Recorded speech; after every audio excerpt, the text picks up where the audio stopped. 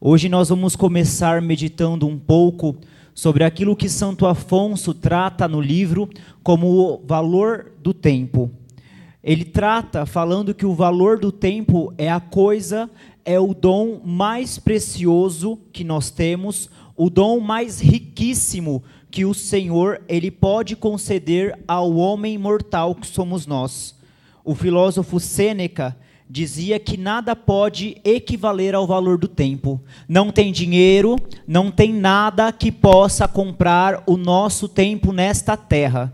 Nós chegamos, nós vivemos e nós iremos um dia partir. E não tem valor nenhum que possamos pagar para ter mais tempo aqui nesta terra. Um santo que Santo Afonso cita no livro, chamado São Bernardino, fala que um só momento, apenas um instante, com um ato de contrição ou de amor perfeito, pode o homem adquirir a graça divina e a glória eterna. Para que nós possamos um dia conseguir a glória eterna, essa graça divina, basta apenas um momento de amor verdadeiro para com o nosso Senhor.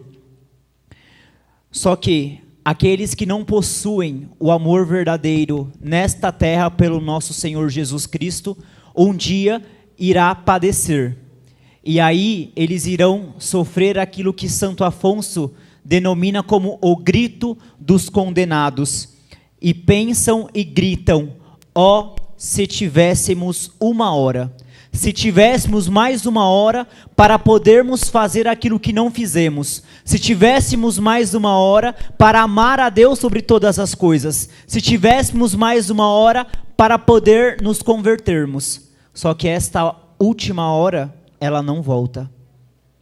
O nosso tempo ele é valioso, como diz Santo Afonso. O valor do tempo não tem nada que compre, não tem nada que pague. São Bernardo, ele utiliza das seguintes palavras para dizer sobre este tempo: passam rapidamente os dias da salvação, e ninguém reflete que esses dias desaparecem e jamais voltam. O tempo da salvação, ele passa diariamente para nós. O tempo da salvação, ele é constante, só que nós não podemos perder em nenhum momento esta salvação. A salvação, ela é diária, a salvação, ela é hoje. Aquilo que já se passou ontem, nós não conseguimos pegar, mas aquilo que está hoje, diante de nós, diante das nossas vidas, é isso que nós temos que agarrar para nós e dizer: é este o momento da salvação, é este o momento propício para que eu me converta. É isso que São Bernardo fala. Há um tempo para a salvação, é o dia da salvação, só que este dia ele vai passar, e ninguém reflete, ninguém pensa que quando este dia passar, não tem mais volta. O tempo, ele será uma das coisas mais desejadas para aqueles que são mundanos, na hora do seu período, no seu transe para a morte. Semana passada, nós víamos que Santo Afonso nos dizia que as pessoas, quando chegam na hora de sua morte, elas começam a ficar desesperadas porque não tiveram tempo para amar a Deus, não souberam usar do seu tempo para amar a Deus. E o tempo é a coisa mais desejada para aqueles que estão no mundo, para aqueles que não amam a Deus, vivem durante este mundo de qualquer maneira, e quando chega no período da morte, quando chega naquele momento derradouro, que chega e fala: é o tempo de eu partir para a casa do meu Pai, é o tempo para partir para o meu juízo. Neste momento de transe para a morte é o momento que os mundanos, eles ficam desesperados, porque o tempo que tiveram para amar a Deus, não souberam usufruir. A consciência vai nos recordar, a nossa própria consciência, ela vai nos cobrar, e vai dizer que a todo o tempo que teve, todo o tempo empregou a sua alma em prejuízo, e vai dizer: como fui insensato, ó tempo perdido em que podia ter me santificado. No momento que nós ficarmos próximos à nossa morte, e que nós pararmos para pensar aquilo que nós fizemos e aquilo que nós deixamos de fazer, a nossa própria consciência vai ser a primeira que vai nos acusar. E será o momento que nós iremos parar e iremos dizer: ó alma insensata, não amei a Deus o suficiente, como gostaria de ter 1 hora a mais para estar junto com o meu Senhor. Tudo isso, Santo Afonso ele vai dizendo, porque ele vai nos levando para a importância da salvação. Como é importante pensarmos na nossa salvação. Como é importante pensarmos que esta vida que nós vivemos aqui, ela é passageira. Que aqui nós temos que viver uma vida boa para que possamos um dia alcançar a glória eterna. A chegarmos a Jerusalém Celeste. É este o desejo que nós devemos ter. É chegar, é percorrer toda esta trajetória aqui nesta terra para que possamos um dia chegar a Jerusalém Celeste. É isso que nós desejamos. É isso que o nosso coração deseja, é isso que o nosso coração clama, estar na Jerusalém Celeste, é estar junto com Deus, é estar junto com os santos, é estar junto com a bem-aventurada Virgem Maria, é isso que o nosso coração inflama de desejo. Só que para eu estar no céu é necessário que durante esta vida eu me preocupe com a minha salvação. E ele fala assim, que muitas pessoas elas perdem a graça de Deus, e ao invés de buscar a contrição, dão risada, dormem e gracejam da situação. Quantas vezes nós sabemos que nós estamos na lama do pecado, nós sabemos que nós estamos na lama de tudo que é ruim e nós não nos preocupamos com a nossa contrição, nós não nos preocupamos em voltarmos ao Senhor, nós não nos preocupamos em voltar os nossos corações para a cruz de Jesus e nós olhamos e damos risada daquela situação. Nós olhamos para a nossa salvação, nós olhamos para a nossa vida e damos risada, como se essa vida aqui ela fosse eterna. Só que nós esquecemos que esta vida aqui é justamente aqui que eu preciso me decidir, porque aí sim eu irei passar para a vida eterna. Ou eu vou passar para a salvação eterna, ou eu vou passar para a condenação eterna. E eu digo a vocês que estar na igreja não é sinal de salvação a ninguém. Estar na igreja é um dos meios que Cristo Jesus deixou para a nossa salvação. A igreja foi instituída por Cristo para nos ajudar na nossa salvação. Mas se eu estou na igreja apenas da boca para fora, se eu estou na igreja apenas de corpo e não vivo aquilo que a igreja me pede, sinto muito dizer. Estar vindo apenas na igreja e não viver aquilo que nos é proposto não é sinal de salvação para ninguém. A salvação é sem dúvida o mais importante e aquilo de que todos os cristãos mais esquecem. É importante a salvação e eu tenho certeza aqui que todo mundo se preocupa com a sua salvação e assim eu espero. Mas aquilo que mais nós esquecemos, nós como cristãos esquecemos é da nossa salvação. Porque a gente fica pensando aquilo que eu falo desde a primeira meditação. Eu fico tardando, pensando que eu vou ter mais tempo, pensando que eu vou ter mais um dia, pensando que eu vou ter mais um momento para me converter, e eu não vou ter. O tempo da graça é agora, o tempo da conversão é agora, o tempo que eu posso olhar para Cristo é agora. É agora que eu tenho que olhar para Jesus. Eu já estou praticamente no final da quaresma. E eu ainda não me converti, eu estou esperando o que para me converter? Estou esperando o que para criar vergonha na minha cara? Porque nós não nos convertemos porque nós não temos vergonha na nossa cara. Porque a partir do momento que nós criamos vergonha e nós começamos a entender que o nosso pecado machuca o coração de Jesus, nós iremos parar de pecar. Todas as vezes que nós pecamos, nós estamos sendo igual aquelas pessoas que estavam lá gritando, crucifica-o, porque todas as vezes que nós pecamos, nós estamos crucificando novamente o Senhor Jesus.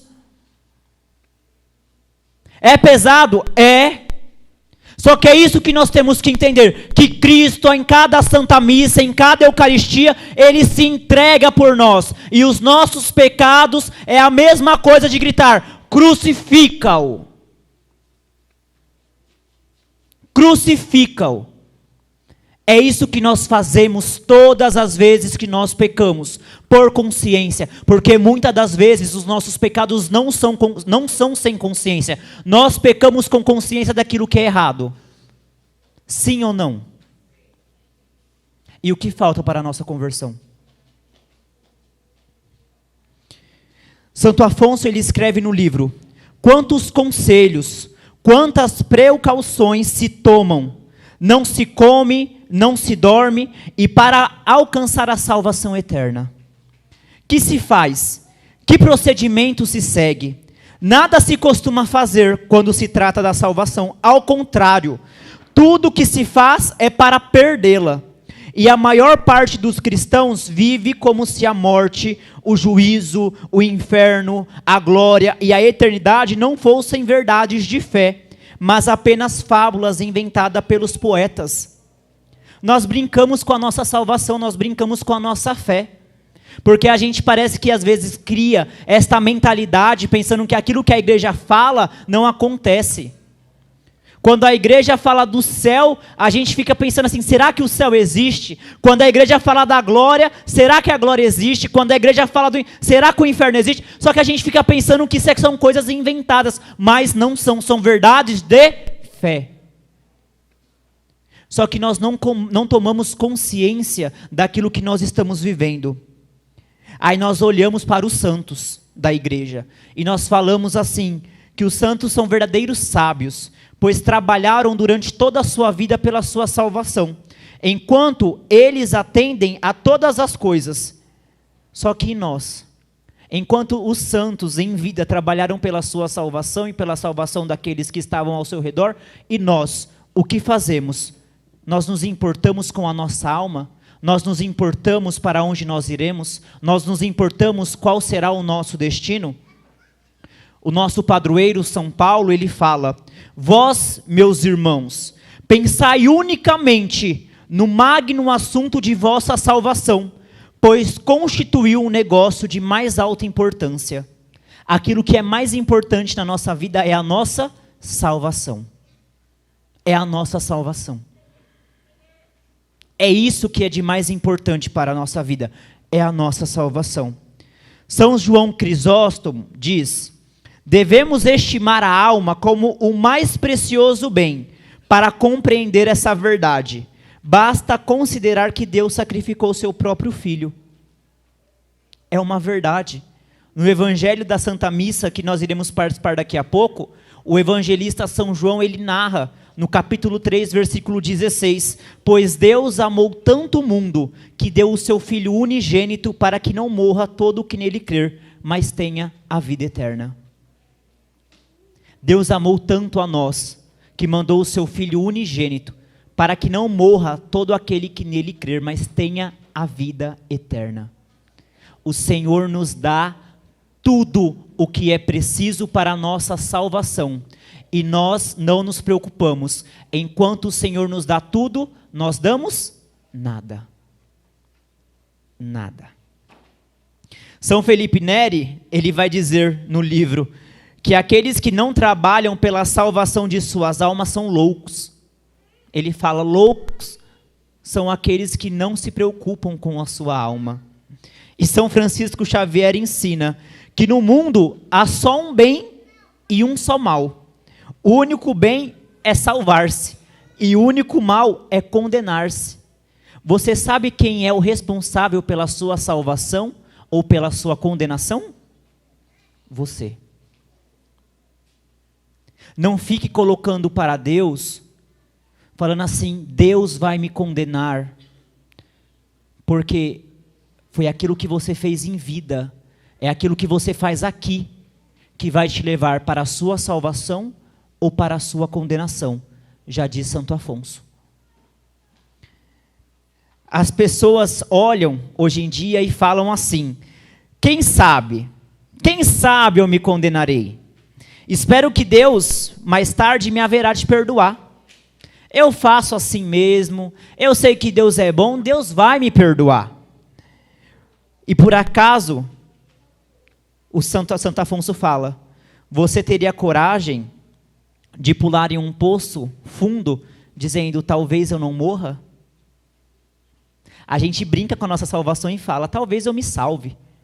Talvez eu tenha tempo para me salvar. Só que ninguém é louco o suficiente de chegar em um poço fundo e se jogar no poço e falar assim, talvez eu viva, talvez eu não morra.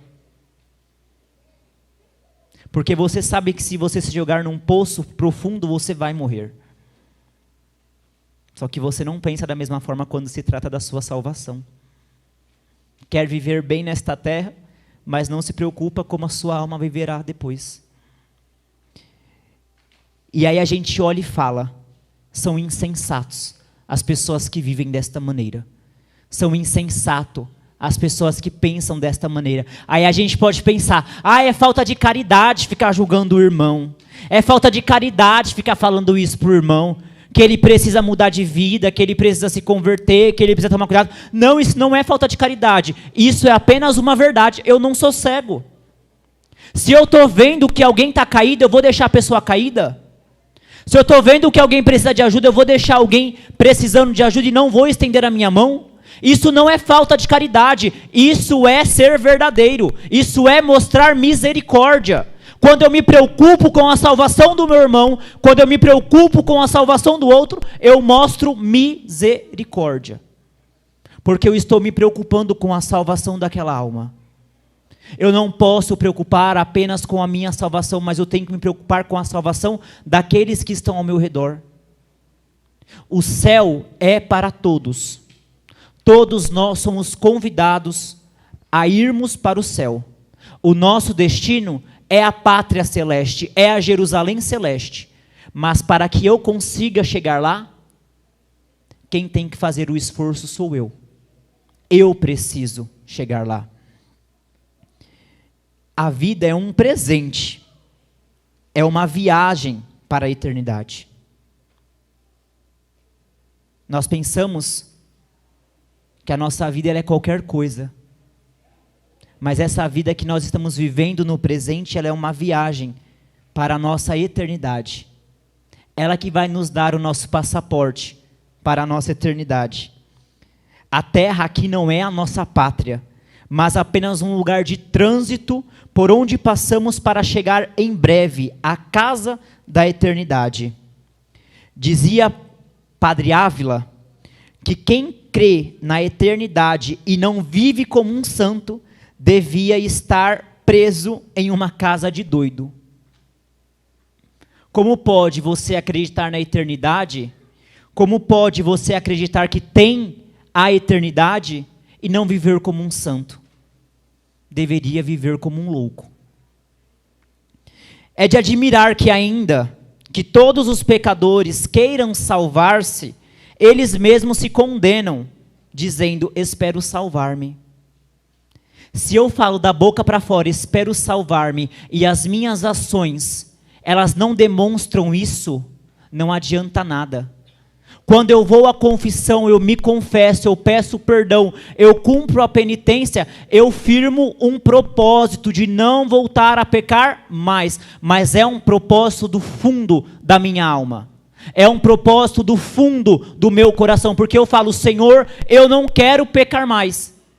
Só que, se eu penso que eu estou em pecado, e eu falo assim, eu espero salvar-me, Santo Agostinho adverte e fala, quem seria tão louco que toma um veneno mortal com a esperança de curar-te?